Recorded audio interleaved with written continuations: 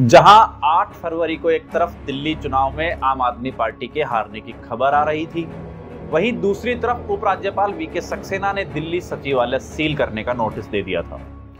दरअसल नोटिस में कहा गया है कि अनुमति के बिना दिल्ली सचिवालय परिसर से कोई भी फाइल, दस्तावेज, इलेक्ट्रॉनिक डाटा या कंप्यूटर हार्डवेयर बाहर नहीं जाएगा। तो आम आदमी पार्टी के हारते ही एलजी ने क्यों सील किया है दिल्ली का सचिवालय? क्या केजरीवाल की मुसीबत और बढ़ सकती है? नमस्कार, मेरा नाम है कृष्णा अवतार दत्त और आप देख रहे हैं दैनिक रेडियो पर पॉलिटिकल पंचनामा। अब सवाल ये उठता है कि सचिवालय में ऐसा क्या है जिसे दिल्ली चुनाव नतीजे आते ही उपराज्यपाल ने बंद करवा दिया। देखिए, कोई भी सरकार हो वो सचिवालय से ही चलाई जाती है। यहाँ तमाम मंत्रालयों के ऑफिस होते हैं और यहीं से नीतियां बनती है और आदेश भी यहीं से जारी होते हैं। अब दिल्ली सरकार की तमाम नीतियां भी यहीं से बनी हैं, चाहे स्कूलों से जुड़ी स्कीम हो, प्रचार का फंड हो, मोहल्ला क्लिनिक हो या मुफ्त पानी बिजली की स्कीम हो। अब शराब नीति मामले में तो केजरीवाल को बेल मिली हुई है, लेकिन आने वाले समय में उन पर केस बढ़ सकते हैं। जिस तरह दिल्ली के एलजी वीके सक्सेना ने सचिवालय को बंद करवा दिया है, उससे यही जाहिर हो रहा है कि आम आदमी पार्टी की कुछ विवादित फाइलें अंदर मौजूद है और इनके खुलने से केजरीवाल और आम आदमी पार्टी की मुसीबतें बढ़ सकती है। मगर ये कौन सी फाइलें और मामले हैं जो केजरीवाल की मुश्किलें बढ़ा सकते हैं? देखिए, नंबर 1 तो पार्टी फंड और चंदे में भ्रष्टाचार का आरोप। द हिंदू की एक रिपोर्ट के मुताबिक 20 मई 2024 को ईडी ने आम आदमी पार्टी की सरकार को लेकर 2 दस्तावेज जारी किए थे। आरोप लगाया था कि 2014 से 2022 के दौरान 8 सालों में आम आदमी पार्टी को कई विदेशी सोर्सेज से दान मिले हैं जिनमें गड़बड़ हुई है। फिर ईडी ने 27 अक्टूबर 2022 को 4 अगस्त 2023 को केंद्रीय गृह मंत्रालय के साथ शेयर की गई डिटेल में भी जारी की थी। इसमें ईडी का आरोप था कि आम आदमी पार्टी ने विदेशी अंशदान अधिनियम यानी एफसीआरए, जनप्रतिनिधित्व अधिनियम और भारतीय दंड संहिता का उल्लंघन करते हुए विदेशी फंड हासिल किया है, क्योंकि इन दस्तावेजों के अनुसार आम आदमी पार्टी को America, Canada, Australia, New Zealand, Norway, Germany, Switzerland, United Kingdom, Hong Kong, UAE, Saudi Arab, Qatar, Oman, Kuwait और ब्रुनेई दारुसलम जैसी कई जगहों से दान मिला है जहां पे लोगों की पहचान छुपाई गई है। अब इन दस्तावेजों में आरोप लगाया है कि कई दानदाताओं की असली पहचान नहीं है और पार्टी के आईडीबीआई बैंक खाते में कुल $1,19,000 यानी कि तकरीबन 1 करोड़ रुपए जमा किया गया है। वहीं आतिशी ने इन आरोपों पर बयान देते हुए भी ये कहा था कि स्थापना के बाद से आम आदमी पार्टी ने पूरी तरह पारदर्शी तरीके से काम किया है और दान के माध्यम से मिली हुई राशि का विवरण चुनाव आयोग, इनकम टैक्स और अन्य संस्थाओं को दिया है।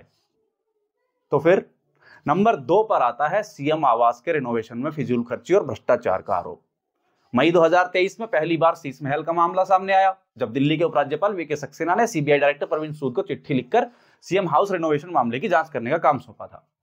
फिर 9 दिसंबर 2024 को बीजेपी ने एक वीडियो जारी किया जिसमें दिल्ली के सीएम का हाउस आलीशान इंटीरियर दिखाया गया। बीजेपी ने दिल्ली के 6 फ्लैग रोड वाले सीएम हाउस को शीश महल कहा है। यह दिल्ली के मुख्यमंत्री का आवास है, सरकारी आवास है, जहां 2015 से 2024 तक दिल्ली के पूर्व सीएम अरविंद केजरीवाल रहते थे और बीजेपी ने यह आरोप लगाया था कि अरविंद केजरीवाल ने सीएम रहते हुए मुख्यमंत्री आवास में रेनोवेशन के लिए 45 करोड़ रुपए खर्च कर दिए। शीश महल में 4 करोड़ रुपए के सिर्फ पर्दे लगे हैं, 64 लाख रुपए का स्मार्ट टीवी और 10 लाख रुपए के सोफे समेत कई लग्जरी आइटम हैं। तो फिर अब इस मामले की जांच सीबीआई कर रही है। मुख्यमंत्री निवास से जुड़ी फाइल भी सचिवालय में मिल सकती है। और तीसरा घोटाला है दिल्ली जल बोर्ड का घोटाला। अप्रैल 2024 में ईडी ने आम आदमी पार्टी के खिलाफ दिल्ली जल बोर्ड घोटाले का आरोप लगाया था। ईडी का कहना था कि आम आदमी पार्टी ने डीजेबी घोटाले में मिले रिश्वत के पैसों को चुनावी चंदे के रूप में बांटा था।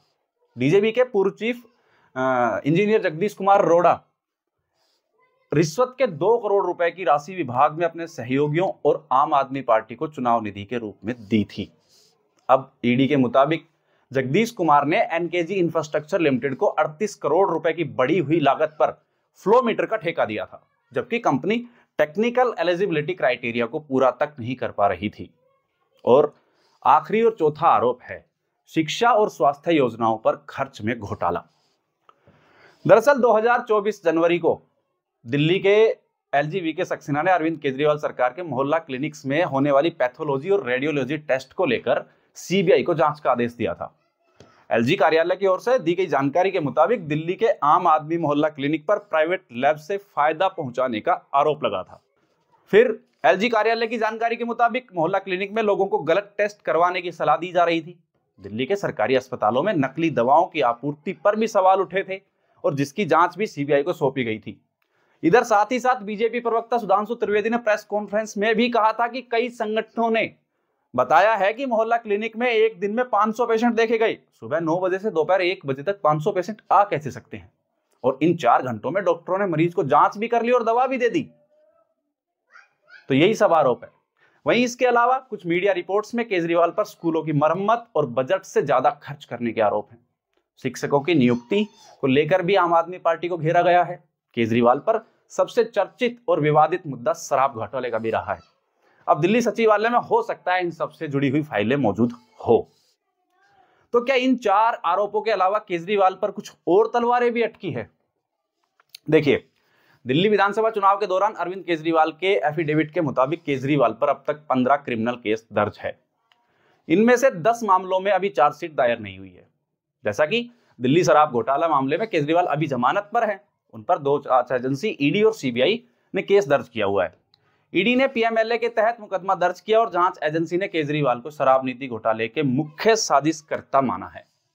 वहीं केजरीवाल और आम आदमी पार्टी पर नवंबर 2021 में शराब नीति में बदलाव करके कारोबारियों को अनुचित लाभ देने का आरोप है। अब जनवरी 2025 में नियंत्रक और महालेखा परीक्षक यानी कि सीएजी कैग की रिपोर्ट में भी दावा किया गया है कि दिल्ली आबकारी नीति से सरकारी खजाने को 2026 करोड़ रुपए का नुकसान हुआ है।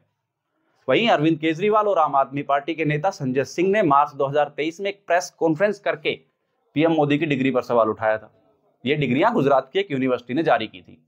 अब इसी के चलते गुजरात यूनिवर्सिटी के रजिस्ट्रार ने दोनों नेताओं के खिलाफ मानहानि का केस दर्ज किया था, जिसके बाद अहमदाबाद की लोअर कोर्ट ने केजरीवाल को सम्मन भेजकर कोर्ट में पेश होने को भी कहा था।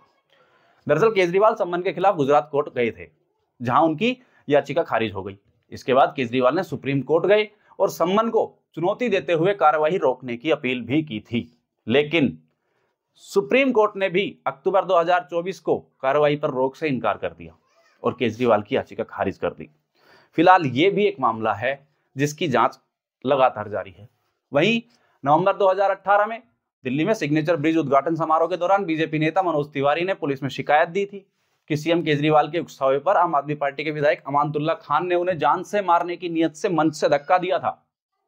इस मामले में अमानतुल्लाह के खिलाफ 6 धाराओं में मामला दर्ज है और उन्हीं 6 धाराओं में केजरीवाल का नाम भी शामिल है।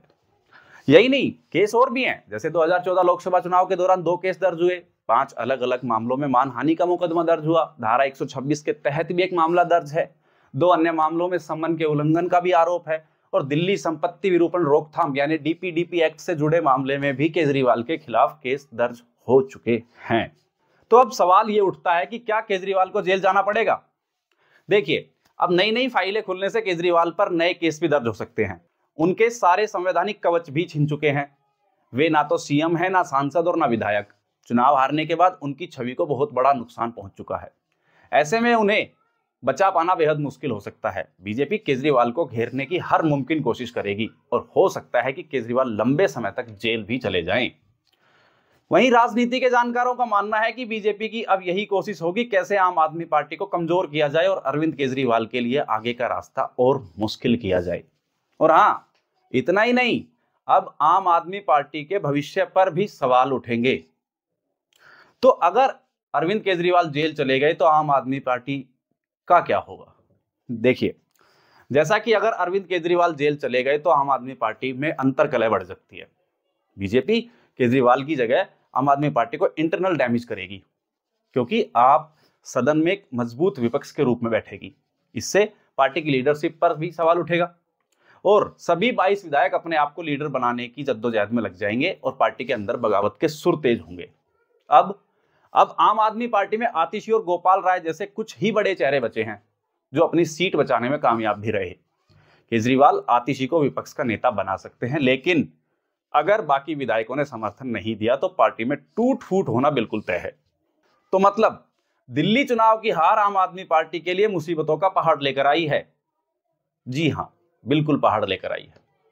तो ये था आज का पॉलिटिकल पंचनामा, जिसमें हमने जाना कि अब अरविंद केजरीवाल और आम आदमी पार्टी की दिल्ली में हार के बाद आम आदमी पार्टी के साथ क्या क्या हो सकता है और क्या हो सकता है अरविंद केजरीवाल के साथ।